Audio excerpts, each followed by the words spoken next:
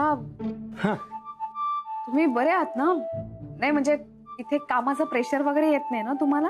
नाही, मी बरा आहे अगदी. मग हे असं का बोलताय तुम्ही? काय झालंय काय तुम्हाला? असं म्हणजे कसं? नाही ते तुम्ही आता बोलत होतात ना की प्रचार करायचा आहे. ठीक आहे तुम्हाला वाटू शकतं, पण आता कुठली निवडणूक आहे? हा, सांगतो का तुमचा काहीतरी गैरसमज होतोय. मी प्रचाराबद्दल बोलतोय ना, त्या आपल्या कामाच्या प्रचाराबद्दल. म्हणजे काय, आता आपण आपल्या गावात आपण फॅक्टरी उभी करणार ना, त्याचा प्रचार म्हणतोय मी. ते लोकांना कळायला पाहिजे की नाही. जेवढं लोकांना कळेल तेवढा खप वाढेल, आणि जेवढा खप वाढेल तेवढा रोजगार निर्माण होईल. म्हणून आपल्या फॅक्टरीच्या प्रचाराबद्दल मी बोलतोय. हे काय बोलताय तुम्ही? श्रेयस तर मला सांगत होता की निवडणुकीला उभं राहायचंय तुम्हाला, म्हणून हट्ट करून बसलाय. आता कसली निवडणूक काढलीये? हा श्रेयस पण असा आहे ना वहिनी, काहीही सांगतो तो. काहीतरी त्याचा गैरसमज झालाय, आणि त्याच्यामुळे तुमचा गैरसमज. तसं आहे का?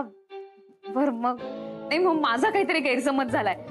मला वाटलं की तो मला सांगतोय की तुम्हाला कुठल्या तरी निवडणुकीला उभं राहायचंय, म्हणून मी तुम्हाला समजावायला आले. अरे देवा, काय माझा आणि राजकारणाचा दुरान्वयी संबंध नाहीये.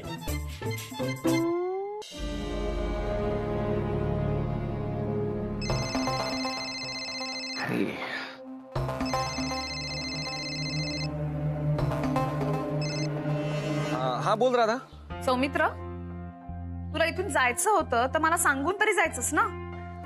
अगं राधा, काय झालं? अगं काय? बरं ठीक आहे, चल. आता इथे पूजा संपत आली तरी तुझा फोन नाही. एक फोन तरी करायचा मला किमान. हा अगं, हाच विचार केला मी एक्झॅक्टली. म्हणजे मी फोन करणार होतो, करणारच होतो, पण काय झालं, ते पूजा चालू आहे ना, म्हणून पूजेत कशाला उगाच डिस्टर्ब करायचं म्हणून नाही केला. किती विचार करतो ना माझा नवरा.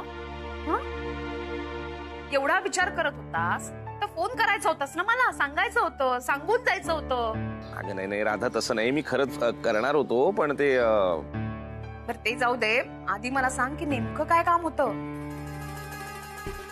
आनंदने काय सांगितलं ते आठवत पण नाहीये मला. काय सांगितलंय ते? हा अगं ते महत्वाचे डॉक्युमेंट्स होते ना, त्याच्यावर माझीच सही लागणार होती ग, म्हणून मला अर्जंटली यावं लागलं. आणि तो असा फोन आला ना अचानक की ते मला, म्हणजे माझीच सही असल्यामुळे मग मला यावंच लागलं ना, तसं झालं ते.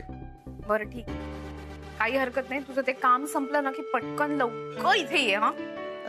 राधा वाट बघते माझी. एवढी आठवण येते माझी. झाली तुझी पुन्हा थट्टा सुरू? मिस करतेस ना मला? मला दुसरी कामं नाही आहेत का? अजिबात मिस वगैरे करत नाहीये मी तुला. मग लगेच का मग परत ये. इथे कामाला कोणीतरी हवंय ना. फार माणसं नाहीये. तू आला तर बरं असं वाटतंय, बाकी काही नाही. ये लवकर. बाय.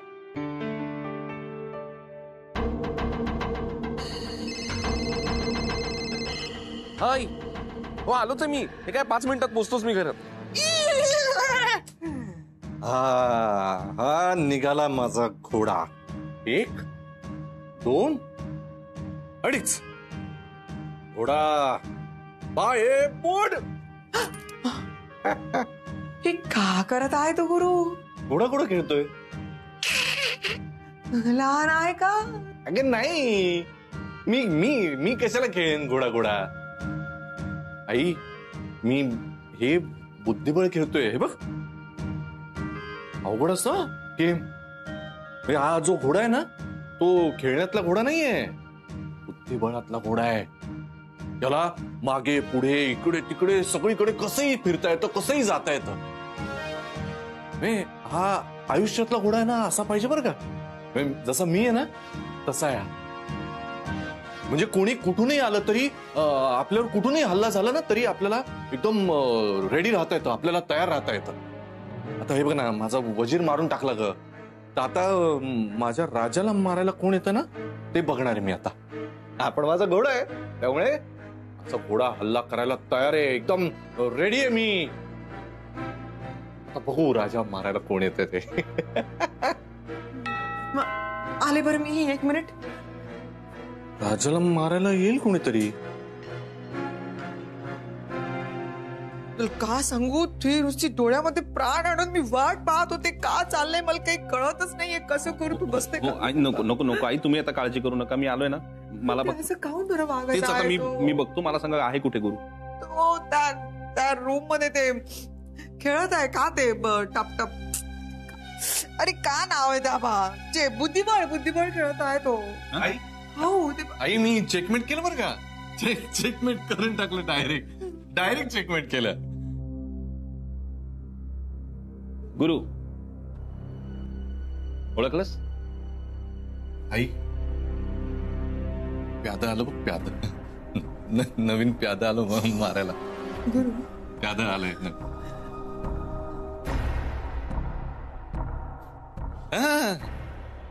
नाही हे प्यादा नाहीये बरं का आई. हा हे बघ तिरका चालत उंट येतोय. उंट हा माझा घोडा मारायला येतोय ना उंट. नाही मी घाबरत नाहीये. हे बघ, हा माझा घोडा जोपर्यंत जिवंत आहे ना मी घाबरत नाही. तिरका उंट आला तरी मी घाबरणार नाही कोणाला. गुरु हा सौमित्र आहे ना, वाटतं तेवढा सरळ नाहीये, पोचलेला आहे. हे कधी गेम फिरवेल ना आपला कळणार नाही आपल्याला. तुम्ही त्याचं टेन्शन घेऊ नका. सौमित्र आता तेच करेल जे तुम्ही त्याला करायला सांगाल. हे तसं जर असतं ना तर त्यांनी ते मेंटल हॉस्पिटलचा विषयच नसता काढला. त्याचं टेन्शन घेऊ नका तुम्ही. आता तुम्ही फक्त एक काम करा. मी जे काही करतोय त्याच्यामध्ये मला साथ द्या. म्हणजे काय साथ द्यायची म्हणजे काय?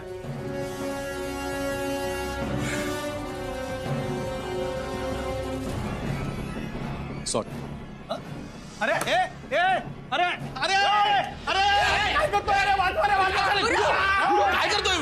अरे गुरु काय चाललंय? तो आतंकवादी आहे. तो हा आतंकवादी आहे. माझ्या विमानात घुसला. थांब, त्याला मारतो. आतंकवाद नाही सहन करणार मी आता मारतो त्याला. इन्स्पेक्टर इन्स्पेक्टर राकेश पडवळ. मी इन्स्पेक्टर राकेश पडवळ आहे. इकडे आलेलो आहे. इन्स्पेक्टर हे बघा हा आतंकवादी माझ्या विमानात घुसला होता. मी धरलाय त्याला तुम्ही पकडा ना. हो गुरुनाथ सुभेदार. मी इन्स्पेक्टर राकेश पडवळ या आतंकवाद्याला शोधत होतो. त्यालाच पकडायला आलोय. मी पकडलं त्याला. मी थँक्यू. आम्ही कधीपासून या आतंकवाद्याला शोधत होतो. तुमच्यामुळे मिळाला हा आतंकवादी. मी पकडलं त्याला. मी पकडलं. थँक्यू. तर आता इन्स्पेक्टर पडवळ तुम्हाला राष्ट्रपतींकडे नेणार आहे. म्हणजे राष्ट्रपतींना मी शिफारस करणार आहे तुम्हाला पदक मिळावं म्हणून. थँक्यू. तुम्ही घेऊन जा त्याला. त्यांना घेऊन जा. आतंकवाद. हो घेऊन जातो. ए चाल रे. ए आतंकवादी तू कोणाला लढतोस? हा इन्स्पेक्टर राकेश पडवळला. चल तिकडे चल. हे काय आणि हे काय आहे तुमच्याकडे? हा मोठे प्लॅन करतो आतंकवादी. चला. आई पाहिलं मी आतंकवाद्याला पकडून दिलं. आपल्या विमानात घुसला होता आणि ते इन्स्पेक्टर म्हणाले मला राष्ट्रपती पदक मिळणार आहे. हे तुझ्या मुलाला राष्ट्रपती पदक मिळणार आहे. आई कल ना आपण काहीतरी सेलिब्रेशन करूया ना. आई आपण तू कर ना काहीतरी.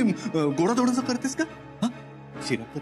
शिरा माझ्यासाठी शिरा कर. आई मस्त सेलिब्रेट करूया. राष्ट्रपती पदक. जा शिरा कर माझ्यासाठीचा पटकन. या गुरुनाथ सुभेदारला राष्ट्रपती पदक.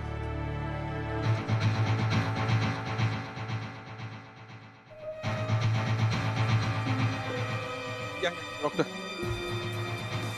सॉरी खरंच. म्हणजे हे जे काय घडलं ना त्यात म्हणजे गुरुच्या वतीने मी माफी मागतो तुमची. It's okay.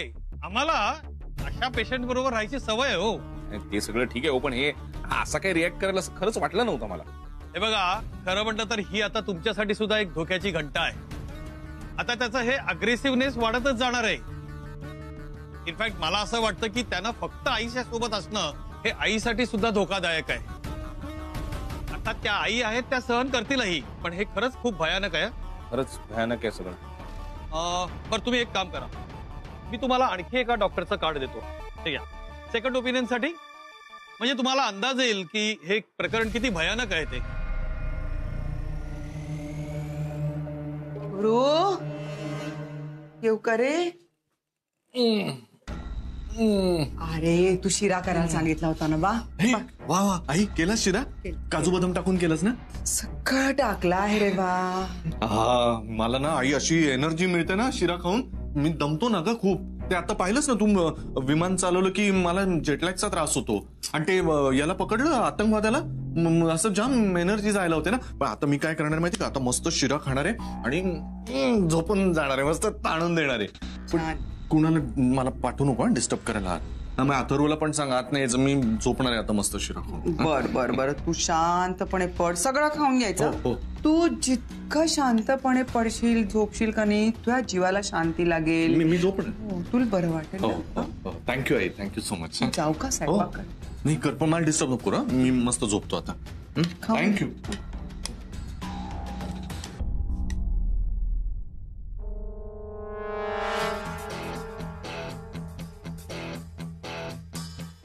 बोल गुरु. काय डॉक्टर साहेब, एकदम खरेखुरे डॉक्टर वाटत होता. हेल्मेटचा मार फार नाही ना बसला? अरे ही तर फक्त सुरुवात आहे यार, आगे आगे देखो क्या होता है. काय माहितीये का, मी त्याला आपल्या आणखी एका डॉक्टर फ्रेंडचा कार्ड दिलेला आहे, म्हणजे सेकंड ओपिनियन साठी यार. कसं आहे माहितीये का, की सगळ्या डॉक्टरांनी एकच ओपिनियन दिलंय ना, तर खरी मजा येईल. सौमित्रला तुझं म्हणणं ऐकावंच लागेल. बघूया आता पुढे काय काय होतंय. घेतो शिरा खायलाच. मेहनतीचं फळ. शिरा खायला ये. गुरु बहिणीच्या समोर राहणार पाहिजे, त्याची राहण्याची वेगळी सोय केली पाहिजे. गुरु बहिणीच्या समोर राहणार पाहिजे, त्याची राहण्याची वेगळी सोय आनंद भाऊजी, केली पाहिजे. काय चाललंय, काय बडबडताय? गुरु बहिणीच्या समोर राहणार पाहिजे, त्याची राहण्याची वेगळी सोय केली पाहिजे. काय आनंद भाऊजी, हे काय बोलताय तुम्ही? काय काय काय बोलत होतो मी आता? तेच मी तुम्हाला विचारतेय, काय काय काय आहे? हो तेच विचारतो मी आता, काय बोलत होतो मी? गुरु बहिणींच्या समोर नाही आला पाहिजे, त्याच्यासाठी वेगळं घर शोधलं पाहिजे. काय मी तुम्ही आता असं बोलत होतात, मी ऐकलंय. नाही, मला तर असं काही आठवत पण नाही. मी असं काही बोलत होतो मी? मी ऐकलं ना आता, तुम्ही असं काहीतरी बोलताय. हो ना, काय प्रकार आहे हा? मी काय बोलत होतो मी? तुम्ही आता गुरुनाथचं नाव घेतलं. आनंद भाऊजी, काय चाललंय हे? गुरु मला आठवलं, गुरु म्हणजे गुरुजी. आपल्या घरी आले होते ना आता गुरुजी. हा, मग त्यांचं काय? त्यांना विचारलं की माझी पत्रिका बघा ना, तर त्यांनी माझी पत्रिका घेऊन मला सांगितलं की गुरु तुमचा चुकीचा घरी बसलेला आहे, त्याला करेक्ट घरात बसवलं पाहिजे. आनंद भाऊजी, तुम्ही असं बोलत होता? गुरुची शपथ, तो गुरु वरचा.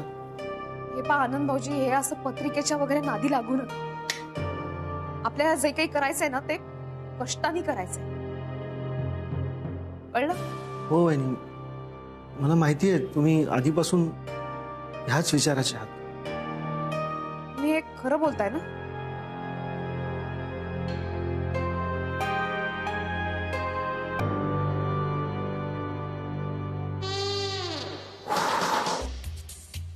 गॉड, वाचलो. बरं, आता मी काय बोलत होतो?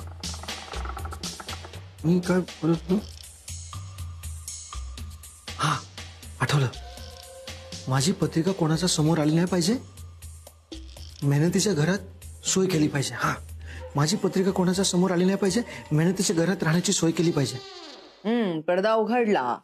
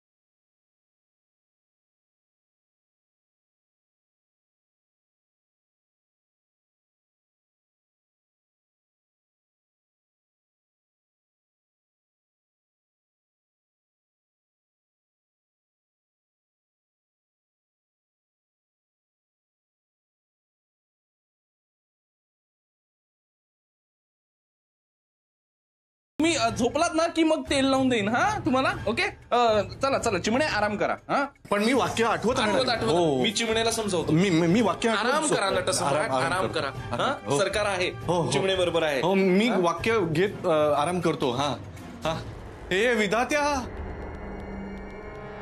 हे विधात्या, एकदा मला जरा गावाला घेऊन चला.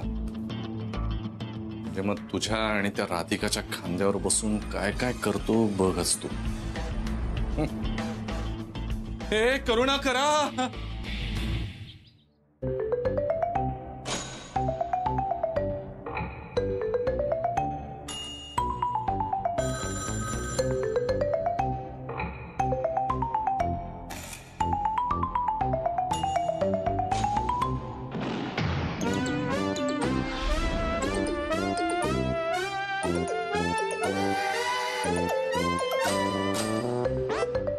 ए, काय करताय तुम्ही?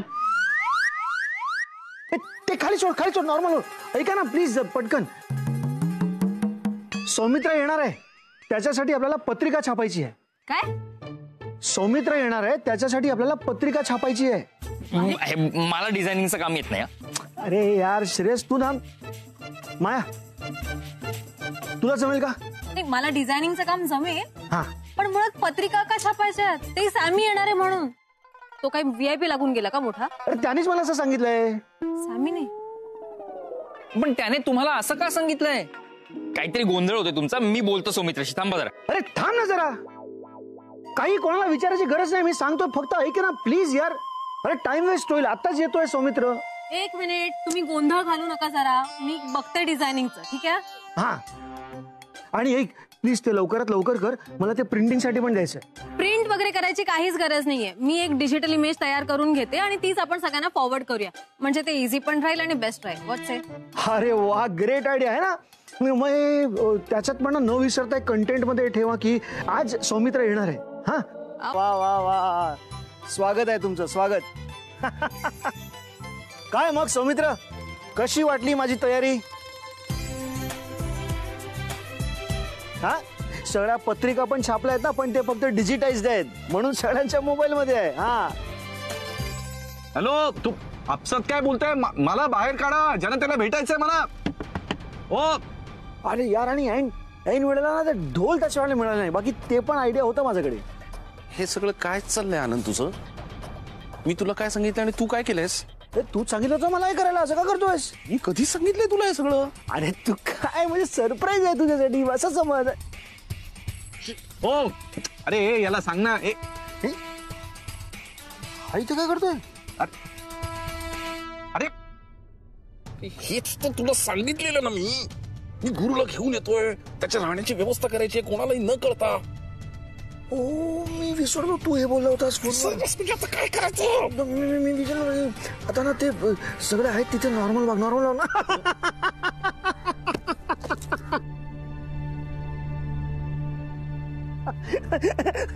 हे सगळं ना माझा विसरण्याच्या स्वभावामुळे झालेला आहे.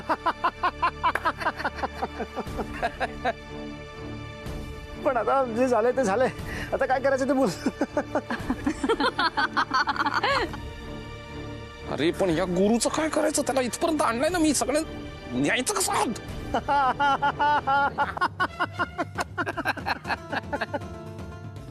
तू जा, तू स्वागताची इथे आणि एन्जॉय कर. हा हा, तू सगळे इथे तुला एन्जॉय करणार, म्हणजे स्वागत करणार ते एन्जॉय कर. हा, एन्जॉय करू. मी आहे ते तुझा. हा, हसत हा.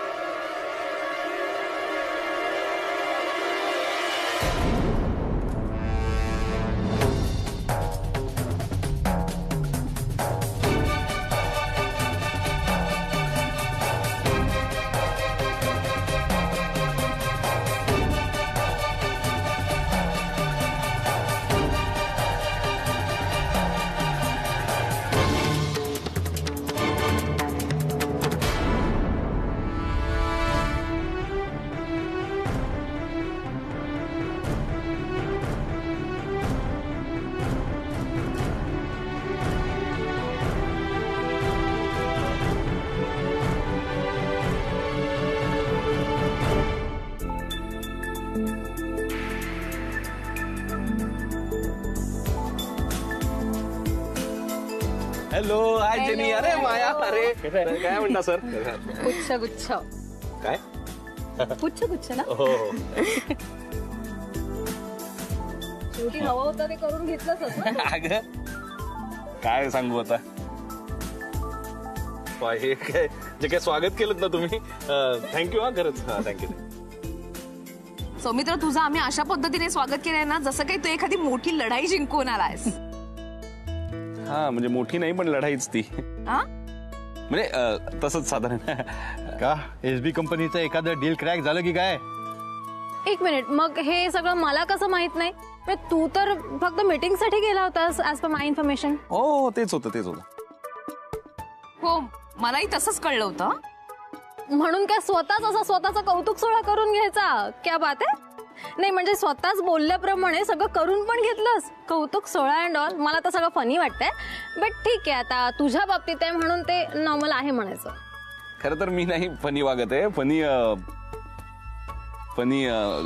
ते जाऊ दे का, फनी वगैरे तू काय ते सोड. म्हणजे मी खरं तर आनंदला असं वेगळं सांगितलेलं, पण आनंद कसला ऐकतो का तो? म्हणजे त्याला काही सांगितलं की तासाभरात सगळा आनंद झालेला असतो उलट. करेक्ट बोलताय. कालचीच गोष्ट घ्या ना, काल मी त्यांना लिंबू सरबत आणायला सांगितलं आणि ते कैरीचं लोणचं घेऊन आले होते. जेनी, या आनंदला ना कुठल्या तरी चांगल्या डॉक्टरकडे नेऊन तपासून आण एकदा. एक्झॅक्टली तेच सांगत होते. अरे दरवाजाच्या बाहेर काय? सौमित्र, ते बघ ना. कळत नाही तुला? खबर आनंद भाऊजी एकटेच बडबडतायत. तर कोणाशी बोलतायत? कोणी आहे का गाडीमध्ये? नाहीये, कोणीच नाही. असं काही नाही. नाहीये. विसरायची सवय तर होतीच, आता एकटे एकटे बडबडायला पण लागली का काय आनंद सर?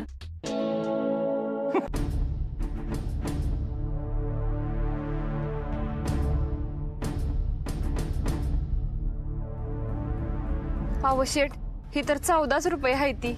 6 रुपये कमी दिले ती. दुपारी जेवायला म्हणून गेलीस आणि अर्धा तास उशीर आलीस. आमचं ते नुकसान झालं ते कोण भरून देणार? अहो घरात लहान लेकरू हाय, ते भुकेलं होतं, त्याला पाजाया थांबली म्हणून उशीर झाला. अरे एवढी जर लेकराची काळजी आहे ना तर दे ते पैसे दे.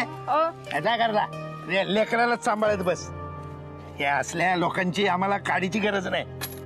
काय काय चाललंय हे? तुमच्याकडे राबतात नाही हा दिवसभर. 20 रुपये देतात त्यांना.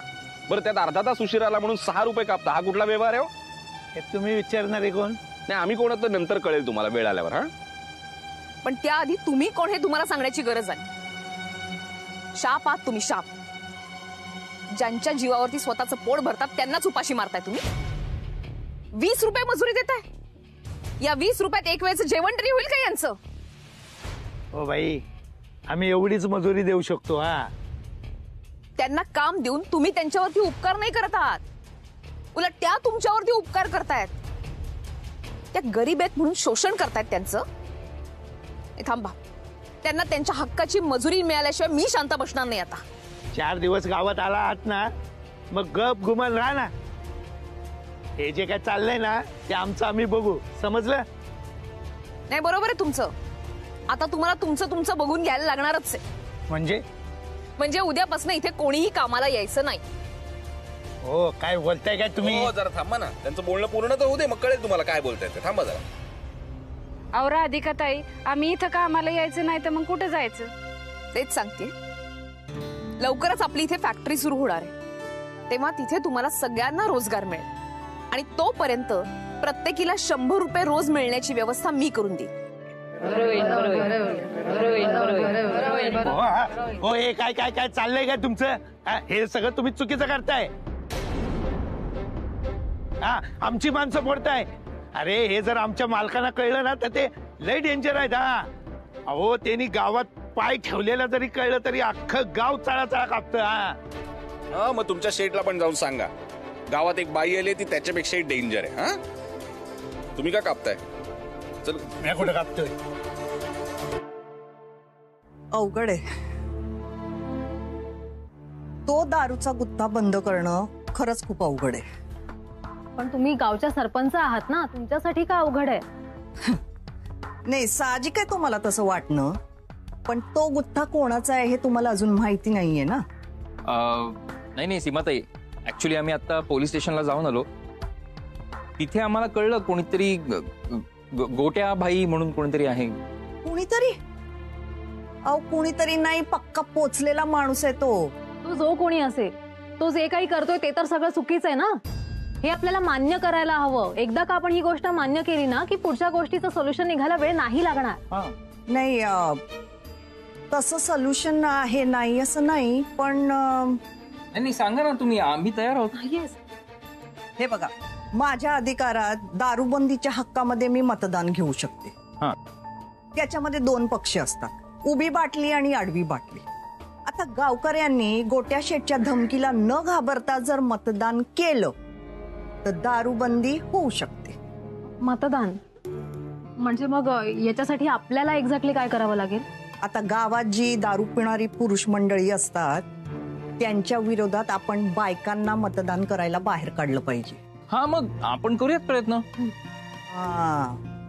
तुम्हाला वाटतं तितकं सोपं नाहीये ते, पण मी सुद्धा आधी 2-3 वेळेला प्रयत्न करून बघितला होता. अहो नवऱ्याच्या भीतीने बायका बाहेर पडायलाच मागत नाहीत ना. सीमाताई, पण यावेळेस असं नाही होणार. काय राधिका वहिनी स्वतः ह्याच्यात लक्ष घालतील आणि नक्कीच यातनं काहीतरी मार्ग काढतील. येस, मी सुद्धा या बाबतीत मला पूर्ण खात्री आहे. मग करू प्रयत्न.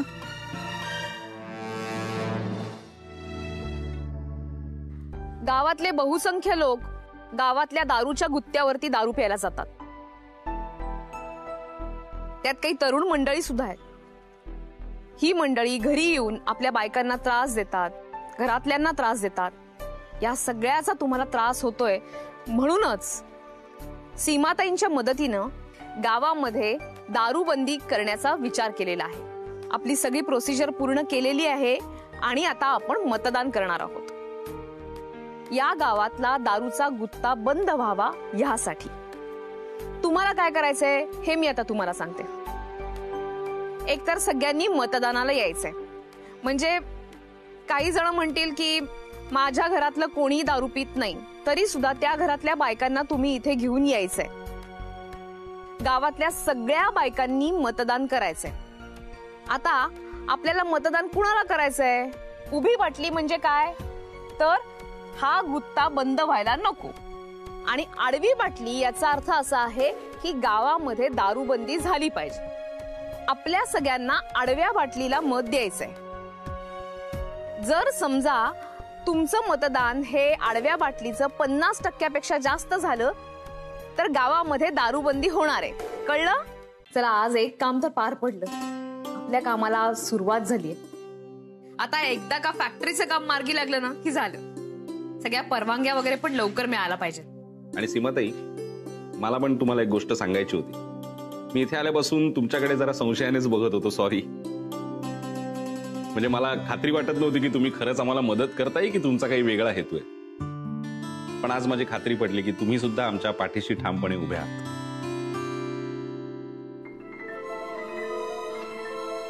सीमाताई, काय झालं? मी काही बोलत नाही आहात. काही प्रॉब्लेम आहे का? नाही, आतापर्यंत जे घडत होतं ते सगळं चांगलंच घडत होतं. तुम्हाला फॅक्टरी उभी करायची होती, गावातल्या बायकांना रोजगार द्यायचा होता.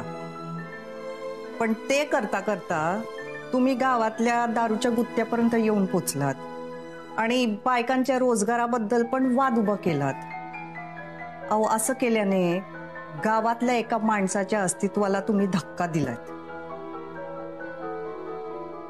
आणि आता तो माणूस काय करेल हे मी सांगू शकत नाही. म्हणजे तुम्ही कोणाबद्दल बोलताय मला नाही काही कळत आहे. गोट्या शेठ. तसं नाही, नाव विनोदीच आहे ना गोटे. एक मिनिट. म्हणजे तो ठेकेदारापासून सगळी माणसं आमचा शेठ खूप डेंजर आहे वगैरे असं म्हणतायत. तो हा गोट्या शेठ. म्हणजे अशा नावाच्या माणसाला घाबरतात या गावातली लोक. नाही, तुम्ही हसण्यावर नेऊ नका. तो खरंच खूप डेंजर माणूस आहे. आणि मला खरंच वाटलं होतं की निदान या वेळेला तरी तो लुडबुड करणार नाही. पण तसं नाहीये. कुठल्याही बाईने कर्तृत्व दाखवलं की ते त्याच्या डोळ्यात खुपतच. आणि राधिकाताई या वेळेला नेमकं तुम्ही तेच केलंय. एवढाच प्रॉब्लेम आहे ना या गोट्या शेटचा. मग तुम्ही नका टेन्शन घेऊ, कारण राधाने अशा अनेक माणसांचे डोळे उघडलेत, या वेळेला पण उघडेल ते. तर मला सांगा, हा करतो काय गोट्या शेट? गोट्यांची फॅक्टरी आहे त्याची. नाही, ती पण फक्त दाखवण्यासाठी. इतर जी काही कामं करतात ना त्याच्याबद्दल मी तुम्हाला सांगू शकत नाही. आता मी तुम्हाला एवढंच सांगते. येते मी. सिरियसली गोट्या शेट नाही म्हणा असेल डेंजर, कान चावलेला तरी. काय तू हे बघ सौमित्र, मी इतकंच शिकले की कोणतंच नाव आणि कोणतंच काम हे हलकं नसतं. मग पुढे काय झालं? अरे सगळेजण इकडे बसलायत, काय मीटिंग वगैरे चालू आहे का, काय विशेष? नाही, असं विशेष काय नाही, असं जरा गप्पा मारतो. अच्छा, हो, पण काहीतरी घडलं तर प्रत्येकाच्या आयुष्यात काहीतरी विशेष घडेल. म्हणजे आपण इथे आल्यावर गावातल्या सगळ्या बायकांच्या आयुष्यात विशेष घडलंच की. अर्थातच आपल्या इथे येण्यामुळे त्या गावातल्या बायकांचं आयुष्यच बदलून जाणार आहे. हो, पण आपण इथे आल्यामुळे कोणीतरी दुखावलं सुद्धा जाणार आहे. कोण? सीमाताई? नाही, सीमाताई नाही, हा कोणतरी गोट्या शेट नावाचा माणूस. अरे अरे देवा, आज सकाळीच त्या माणसाबद्दल आम्हालाही कळलं. म्हणजे मला कळलं नाही. नाही म्हणजे काय, मी आणि माया ते दारूचा गुत्ता बंद करण्यासाठी पोलीस कंप्लेंट करायला गेलो होतो, तर तिथे त्या इन्स्पेक्टरकडनं आम्हाला त्या माणसाबद्दल कळलं. अरे काय झालं, आमची कंप्लेंट लिहून घ्यायला तयारच नव्हता तो इन्स्पेक्टर. बरं, आम्ही जे बोलतोय ते ऐकायच्या ऐवजी त्यानेच 4 शब्द आम्हाला ऐकवले. हो, आणि म्हटलं की का कंप्लेंट लिहून का नाही घेतात. मला आणि मायाला काही कळेच ना असं काय चाललंय. मग त्याच्या बोलण्यातनं लक्षात आलं की तो दारूचा गुत्ता कोणीतरी गोट्या शेठ म्हणून आहे त्याचा आहे. तरी तुम्हाला मी किती वेळा सांगितलं की गोट्या शेठशी पंगा नका घेऊ, पण तुम्ही ऐकाल तर शपथ ना. आम्ही कोणाशी पंगा घ्यायचा कोणाशी नाही हे तुम्ही आम्हाला सांगण्याची गरजच नाहीये. पण तुमच्यासाठी एक आनंदाची गोष्ट आहे की गोट्या शेठ आता स्वतः गावात येत आहेत. आणि तसंच तो इन्स्पेक्टर सुद्धा त्याच्यासाठीच काम करतो. असं बापरे, एवढा पोचलेला माणूस आहे तो. नाही हो सर, याची माणसं काही पोचलेली वगैरे नसतात. मुळात सगळे पोलीस काही असे नसतात. 99% पोलीस हे प्रामाणिकच असतात, पण एखादा कोणीतरी भेटतोच अशा माणसाला, आणि ही अशी माणसं बरोबर हेरतात त्याला, कारण असले धंदे करायचे असतात ना, मग असं पैशाने बांधून ठेवायचं. अरे नाही बाबा, तो इन्स्पेक्टर पाटील नुसतं गोट्या शेटने बांधून ठेवलेला नाहीये त्याला, तर त्याचा स्वतःचा भक्त पण बनवलाय. तुझ्यावर कधी चुकून वेळ आली ना इथे पोलीस स्टेशन मध्ये जाण्याची, तर तुझ्याही लक्षात येईल. त्यात माया होती माझ्या बरोबर. तिची बिचारीची चिडचिड व्हायला लागली. म्हटलं माया थांब जरा, मी त्यांच्यासमोर चिडचिड करून काही उपयोग नाही ना. मग पटलं तिला, पटलं. मग तिकडनं आम्ही निघालो आणि थेट सीमाताईंकडे गेलो, आणि तिथे मग काय घडलं ते सगळं तुम्हाला माहितीच आहे. म्हणूनच राधाची काळजी वाटते, कारण आपण सगळे ज्या गोष्टींकडे वेगळ्या नजरेने बघू शकतो तसं राधा नाही ना बघू शकत. या सगळ्या गोष्टींचं टेन्शन घेते ती. बरं, आता कुठे ती? त्या आतमध्ये रूम मध्ये असतील. एकटी बसली असणार, आणि एकटी बसली म्हणजे नक्की हाच विचार करत बसली असणार आणि टेन्शन घेणार.